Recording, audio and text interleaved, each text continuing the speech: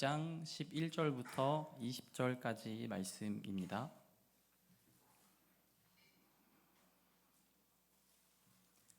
느헤미야 2장 11절부터 20절까지 제 성경으로는 구약 728쪽에 있습니다. 다 찾으신 줄로 알고 제가 한 절, 여러분이 한 절 교독하면서 읽고 마지막 절은 한 목소리로 읽도록 하겠습니다.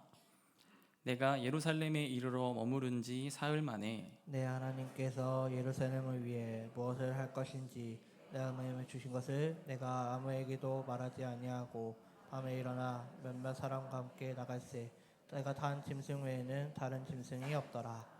그 밤에 골짜기 문으로 나가서 용정 문으로 분문에 이르는 동안에 보니 예루살렘 성벽이 다 무너졌고 성문은 불탔더라. 앞으로 나아가 샘문과 왕의 못에 이르러서는 한 짐승이 지나갈 곳이 없는지라. 그 밤에 시내를 따라 올라가서 성벽을 살펴본 후에 돌아서 골짜기 문으로 들어와 돌아왔으나 황백들은 내가 어디 갔었으며 무엇을 하였는지 알지 못하였고 나도 그 일을 유다 사람들에게나 제사장들에게나 귀족들에게나 황백들에게나 그 외에 일하는 자들에게 알리지 아니하다가 후에 그들에게 이르기를 우리가 당한 곤경은 너희도 보고 있는 바라. 예루살렘이 황폐하고 성문이 불탔으니 자 예루살렘 성을 건축하여 다시 수치를 당하지 말자 하고 또 그들에게 하나님의 선한 손이 나를 도우신 일과 왕이 내게 이른 말씀을 전하였더니 그들의 말이 일어나 건축하자 하고 모두 힘을 내어 이 선한 일을 하려 하매 호론 사람 산발랏과 종이었던 암몬 사람 도비아와 아라비아 사람 게셈이 이 말을 듣고 우리를 업신여기고 우리를 비웃어 이르되 너희가 하는 일이 무엇이냐 너희가 왕을 배반하고자 하느냐 하기로 내가 그들에게 대답하여 이르되 하늘의 하나님이 우리를 형통하게 하시리니 그의 종들인 우리가 일어나 건축하려니와 오직 너희에게는 예루살렘에서 아무 기업도 없고 권리도 없고 기억되는 바도 없다 하였느니라. 아멘.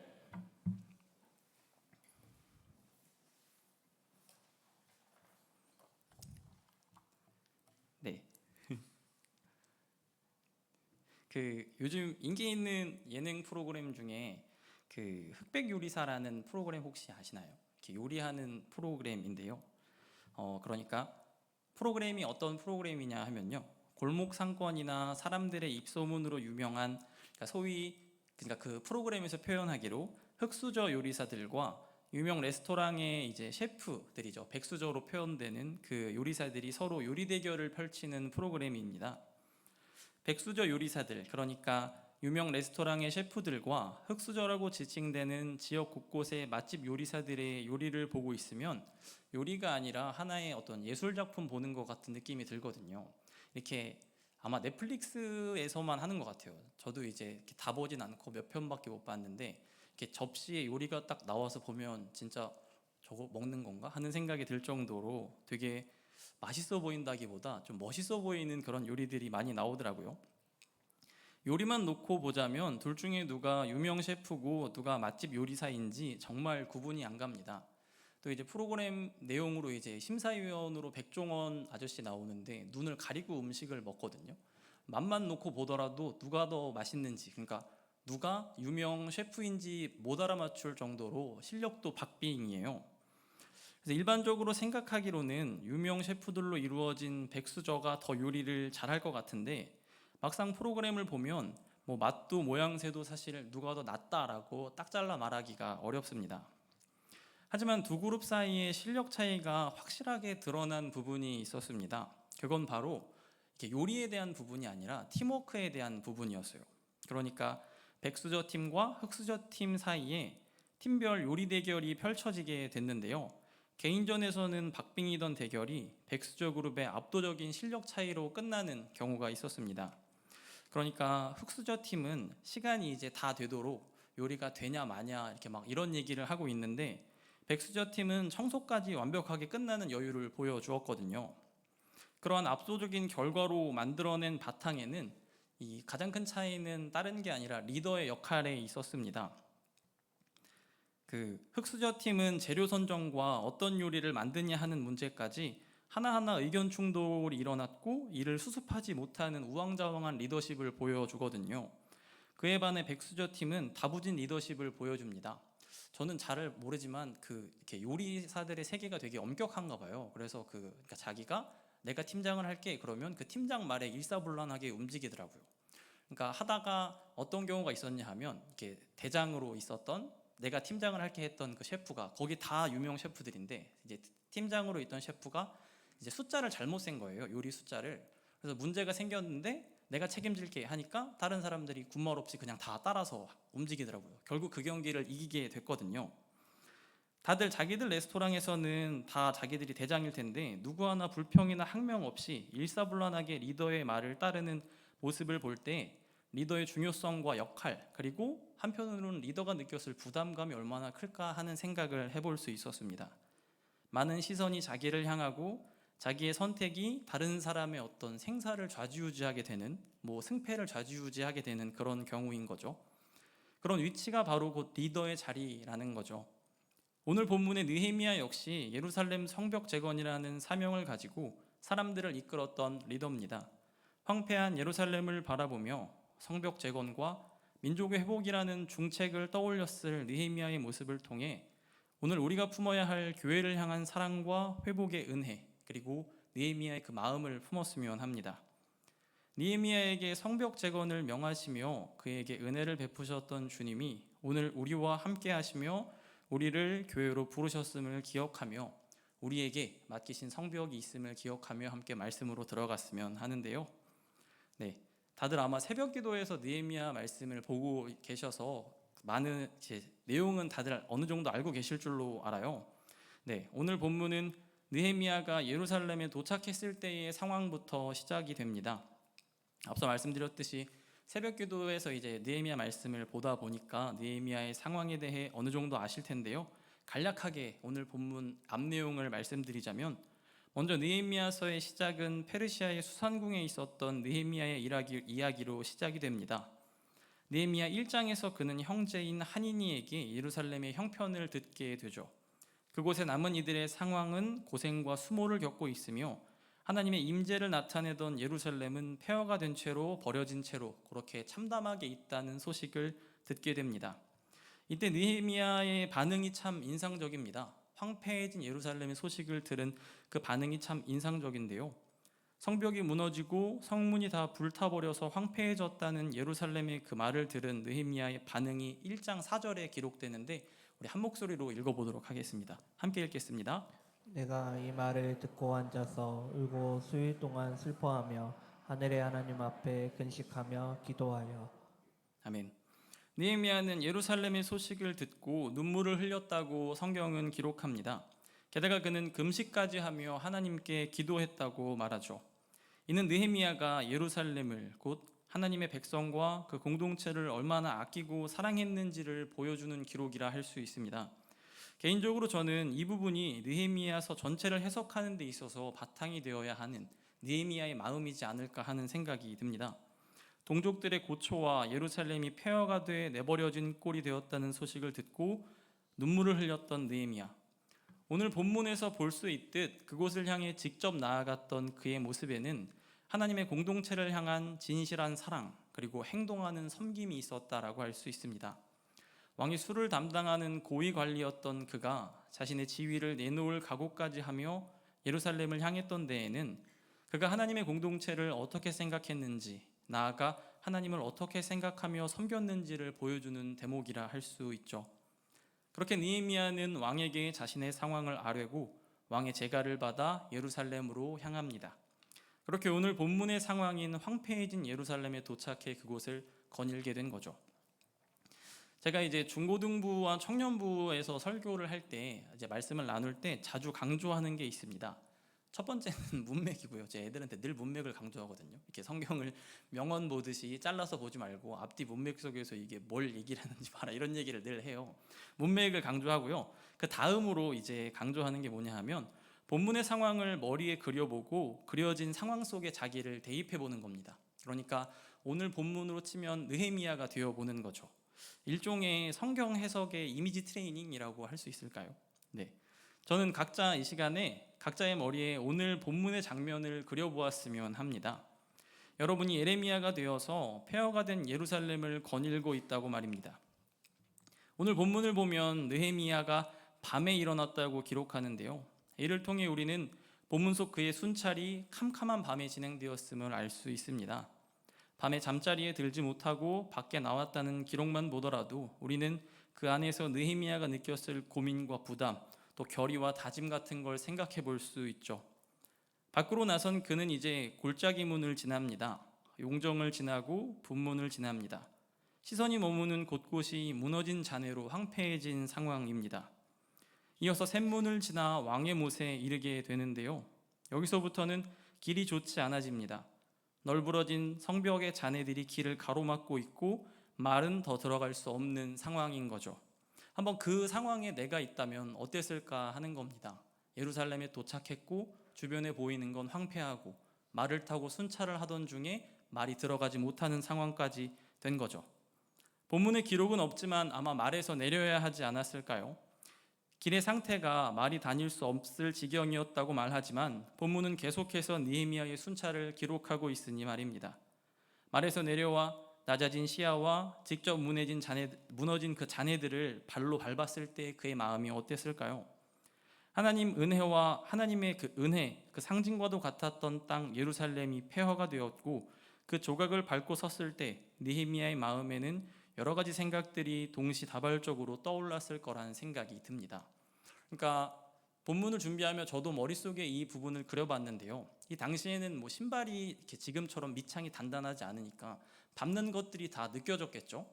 그러면 하나님의 거룩한 성전이라고 느껴지던 그 땅에 하나님의 거룩한 임재를 상징하는 예루살렘의 잔해를 내가 발로 밟고 있다면 내 눈에 보이는 게 하나님의 임재가 아니라 부서진 잔해들이었다면 그리고 그곳을 다시 세워야 하는 나의 사명과 하나님의 어떤 은혜를 기억한다면 또 나를 따라온 다른 이들을 바라볼 때 그의 마음이 얼마나 복잡하고 또 한편으로는 좀 결의를 다졌다고 할까요? 그런 생각이 들었을지 그 생각을 우리가 한번 해봤으면 합니다.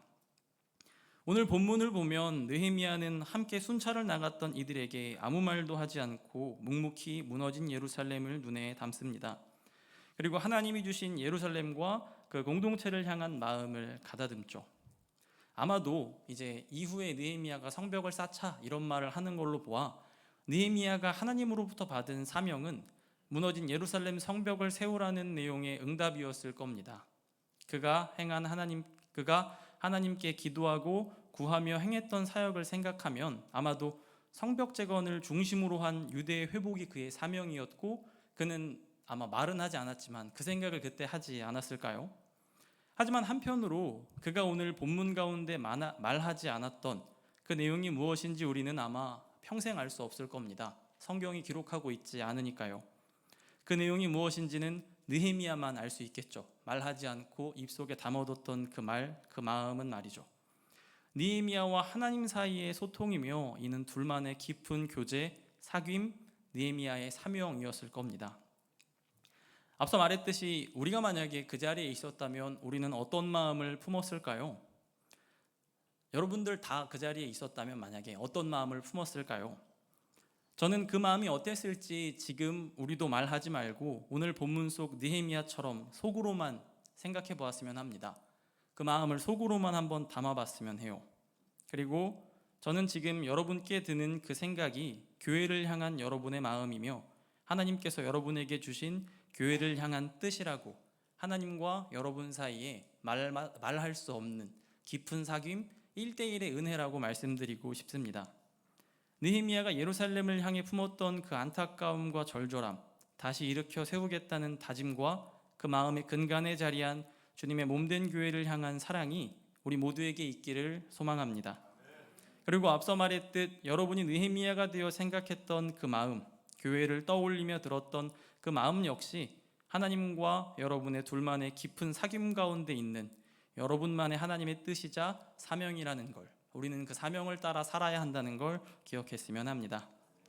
황폐한 예루살렘을 보며 곳곳을 눈에 담으며 그곳을 품었던 느헤미야의 마음이 오늘날 교회를 향한 우리의 마음이 되기를 소망합니다. 교회를 면밀하게 바라보며 꼼꼼히 눈에 담아 내가 세워야 할 교회의 무너진 곳은 어디일지, 하나님께서 나에게 교회의 어떤 부분과 그 안에 지체인 누구를 세우라고 하시는지 주님의 그 뜻을 우리 마음 가운데 품었으면 합니다. 이 시간 오늘 본문의 내용을 좀 더 깊이 들어가고자 하는데요, 이어지는 내용을 통해 교회를 품는 하나님의 사람으로 오늘의 느헤미야로 살아갈 우리 모두의 믿음이 한층 더 성장하기를 소망합니다. 네, 앞서 말씀드렸듯이 저는 오늘 본문 속 느헤미야와 예루살렘의 관계를 오늘날 우리 그리스도인과 교회의 관계로 읽어보고자 합니다. 그래서 제목이 오늘의 느헤미야거든요. 무너진 예루살렘 성벽을 세우고자 했던 느헤미야처럼 오늘날 우리 역시 교회를 새롭고 견고하게 세워야 한다고 말이죠. 물론 이 말은 그렇다고 해서 오늘날 교회가 무너지거나 황폐하다는 의미는 결코 아닙니다. 교회의 갱신과 개혁은 늘 필요하지만 견고하게 세우고 단단히 하는 일 물론 중요하지만 그렇다고 해서 오늘날 교회가 무너졌다 이런 식의 자기 비하적인 표현은 전 좋지 못하다고 생각합니다. 물론 교회가 완전하지 못할 수 있을지라도 여전히 교회의 주인은 하나님이시고 우리는 하나님 안에 있으니까요. 그렇다면 우리가 느헤미야의 마음을 품으며 세워야 할 교회의 모습이란 무엇을 의미할까요? 저는 먼저 우리가 정말 중요하게 생각하기로 건물로서의 교회가 아니라 교회가 무엇인가에 대한 진실한 성경적인 이해를 가져야 한다고 생각합니다. 곧 우리가 함께하는 예수 그리스도를 머리로 삼은 주님의 몸된 공동체, 이 공동체가 곧 교회라는 거죠. 주님의 이름으로 모여 서로 다른 우리가 하나로 연합되어가는 우리 공동체가 곧 교회임을 말씀드리고자 합니다. 그리고 이 공동체를 바라보며 이 교회를 세우고 살리는 일이 오늘날 현대판 느헤미야의 마음가짐이라고 제안드리고 싶습니다. 그렇다면 이제 우리가 느헤미야의 마음으로 성벽을 다시 세웠던 그 느헤미야의 마음으로 공동체를 어떻게 세울 수 있을까요? 앞서 오늘 본문을 이제 머리에 제가 그려보자고 말씀을 드렸었잖아요. 저는 교회를 세우는 작업에 이 앞선 느헤미야의 행동이 있어야 한다고 생각합니다. 무슨 말이냐면 예루살렘이 폐허가 되었다는 말은 그 안에 기둥 하나, 성문 하나, 벽돌 하나가 다 무너지고 깨진 상태임을 의미합니다. 말이 들어가지 못할 지경이었으니까 얼마나 그 상황이 황폐했을까요? 무너진 건물을 머리에 떠올려 보면 건물이 무너지기까지 기둥이 상하고 성문이 부서지고 하는 등의 순차적이고 개별적인 파괴가 일어납니다. 물론 한순간 건물이 무너지는 일도 있지만 이는 역설적으로 그만큼 문제가 많이 쌓인 상태라고 할 수 있죠. 그러니까 우리 눈에는 어느 날 갑자기 무너진 듯 보이는 건물도 건물 내에 작은 균열이나 부실해진 기둥 하나가 차츰 축적되어 결국에는 와르르 무너지게 되는 것, 그게 황폐화를 의미하는 게 아닐까 합니다. 폐허가 된 예루살렘 역시 마찬가지입니다. 예루살렘의 패망은 단순히 국제정치의 역학관계 속에서 강대국의 침공으로 인한 단번에 이루어진 그저 역사적으로 일어난 사건이라기보다 오랜 기간 하나님 앞에 불의와 불순종으로 일관했던 죄악이라는 균열이 쌓여 이루어진 결과였습니다. 어느 날 강대국의 침략으로 폐허가 된 게 아니라 그들의 죄악이 예루살렘의 벽돌의 균열을 만들고 벽돌을 삭게 만들었던 거죠. 이를 통해 생각할 수 있는 건 폐허가 되는 일도 순차적으로 일어나지만 이를 세우는 일 역시 순차적이라는 겁니다. 이제 이걸 우리 교회에 한번 적용해 봤으면 합니다. 교회를 이루는 우리 골조는 이 자리에 모인 우리 한 사람 한 사람입니다. 우리 공동체가 교회이고 주님 안에 모인 우리가 교회를 의미한다면 우리 한 명 한 명이 벽돌이고 한 명 한 명이 기둥인 거죠. 우리 한 명 한 명이 모여 우리를 이루었고 주님 안에서 우리는 교회가 되어 세워져 갑니다. 그렇다면 교회를 세우는 느헤미야의 마음으로 하나씩 다시 일으켜야 할 교회의 기둥은 바로 내 옆에 있는, 내 옆에서 함께 예배하는 서로라는 결론을 나올 수 있게 됩니다. 무너지지 않게 틈틈이 보수해 주어야 할 기둥도 내 옆에 지체이고 혹시라도 무너져 있다면 다시 일으켜 세워줄 기둥, 문짝거도 같은 이가 바로 우리 서로라는 겁니다. 바로 그러한 사랑과 섬김이 오늘의 느헤미야가 교회를 향해 품어야 할 마음이며 우리에게 있어야 할 교회를 향한 사랑 아닐까요? 그렇다면 어떻게 일으켜줄 수 있고 또 어떻게 쓰러지지 않게 도울 수 있을까요? 저는 오늘 본문 속 느헤미야의 모습 가운데 회복의 첫 단추를 발견할 수 있다라고 말씀드리고자 합니다. 바로 다가가고 둘러보는 일, 마음을 쏟는 거죠. 예루살렘의 소식을 듣고 눈물을 흘렸던 그러니까 마음을 썼던 느헤미야, 그곳을 향해 달려가서 그곳을 찬찬히 눈에 담았던 느헤미야, 다가가고 바라보고 그런 일들 말이죠. 예루살렘 곳곳을 둘러봤던 느헤미야의 시선으로 어디를 어떻게 세우고 일으켜야 할지를 고민하고 직접 그곳으로 향해 보았던 그의 모습으로 우리가 서로를 바라보는 겁니다. 무너진 정도를 보고 그 상태를 놓고 기도했던 느헤미야의 모습처럼 우리도 서로의 상태에 관심을 가지고 바라봐 주어야 한다는 거죠. 내 옆에 지체가 나와 함께 교회를 이루고 있는 이 교회의 기둥이 어디가 아픈 건 아닌지, 그 마음에 불편한 일은 없는지 우리는 관심을 가지고 찬찬히 둘러보며 서로를 챙겨야 합니다. 이는 그냥 다가가는 일도 또 그냥 바라보는 일도 아닙니다. 무너진 예루살렘의 소식을 듣고 눈물을 흘리며 기도했던 느헤미야의 그 마음으로 다가가고 그 마음으로 바라보는 일, 그게 교회가 해야 할 일이며 우리가 서로를 세워주는 유일한 일, 오늘의 느헤미야가 교회를 살리는 일이라고 말씀드리고자 합니다. 그와 같은 사랑으로 교회는 준비되어 세상이 틈타지 못할 굳건하고 구별된 말씀의 성벽을, 거룩한 성벽을, 사랑의 성벽을 세워야 합니다. 다시 말하지만 우리가 교회이고 서로가 교회를 이루는 귀중한 기둥이며 문이기 때문입니다. 그러니까 내가 무너지면 나도 무너지고 나아가 교회도 무너진다는 그러한 필사의 사랑으로 우리는 연합해야 합니다. 우리는 교회니까 말이죠. 그렇게 연합의 마음으로 하나가 되어 서로를 붙들어 견고히 세워가는 우리 공동체가 되었으면 합니다. 이 연합이 곧 교회를 향한 사랑이며 오늘 본문 속 느헤미야가 품었던 하나님의 마음, 하나님의 공동체를 향한 마음이라는 걸, 그렇게 우리는 모두 오늘의 느헤미야로 살기를 소망합니다. 이제 말씀을 정리할 텐데요. 마지막으로 오늘 설교의 제목처럼 오늘의 느헤미야로 살아갈 우리의 시선이 교회에 머물기를 소망합니다. 물론 세상 곳곳 아픈 곳도 많고 문제 있는 곳도 많을 수 있지만 우리는 교회를 먼저 돌보고 교회를 먼저 챙기고 견고한 사랑의 성벽을 교회 안에 구축해 세상에 사랑을 알지 못하는 이들이 교회로 들어와 보호받을 수 있도록 이 교회를 굳건히 세울 의무가 있습니다. 그리고 그 교회를 세우는 일은 다시 말하지만 서로를 돌보는 일인 거죠. 그리고 저는 여기에 이제 교회라고 제가 표현했는데 좀 더 정확한 표현으로 그건 한국 교회도 아니고 지금 우리가 서 있는 이 남사 보배로운 교회라는 점을 꼭 기억했으면 합니다. 지금 이곳 하나님의 구별되고 거룩한 교회에 모여 서로 마주보며 예배하는 우리는 모두 21세기의 느헤미야로 부름받은 이들입니다. 무너진 예루살렘을 바라보며 안타까운 마음을 흘렸던 느헤미야의 마음이 우리의 마음이 되고 직접 그곳으로 나아가 공동체를 살리고자 했던 그의 발걸음이 우리의 걸음 되기를 소망합니다. 하나님을 사랑하기에 그 공동체를 향해 나아갔던 그 마음이 우리에게도 있어 우리가 서로 성도의 서로 아픔을, 문제를 혹은 관심을 늘 가지고 뭐랄까요? 서로 사랑하는 그런 공동체, 너무 당연하게 사랑하는 공동체. 제가 교회를 표현하는 문장 중에 가장 인상 깊게 아직도 기억하고 있는 문장 중에 하나가 뭐냐 하면 교회는 최후의 사회 안전망이어야 한다 였거든요. 그러니까 세상은 뭔가 자본의 논리가 될 수도 있고 또 어떤 힘의 논리가 될 수도 있고 아니면은 계약서의 논리가 될 수도 있고 하는 등의 방식으로 사랑 없음을 당연히 여길지라도 교회만큼은 세상에서 보지 못한 사랑을 봐야 하고 압도적인 도덕으로 세상을 이겨야 한다. 압도적인 사랑인 거죠. 저는 그곳이 바로 교회라고 생각합니다. 오늘날 느헤미야가 세워야 할 성벽은 교회 내 서로 사랑하는 연합의 성벽이라는 걸 기억하며 우리 말씀 붙들고 더욱더 교회를 사랑하는 우리 성도님들 모두 되기를 소망합니다. 그렇게 사랑으로 더욱 견고하게 세워지는 우리 남사 보배로운 교회가 되기를 소망합니다. 이 시간 기도하겠습니다. 사랑해 주님 감사합니다.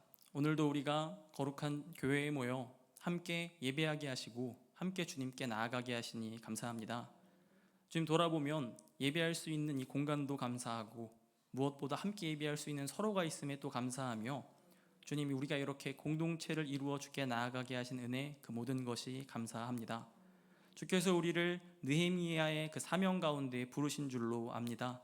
주여 내가 세워야 할 교회의 벽돌과 같은 이는 누구인지 교회의 기둥과 같은 이는 누구인지 교회의 문짝과 같은 이는 누구인지 우리 늘 사랑의 눈으로 바라보며 서로를 위해 기도하고 품으며 주님 마음으로 교회를 섬기게 해주시옵소서. 우리의 주인이 되어 주시옵소서. 감사드리며 예수님의 이름으로 기도합니다. 아멘.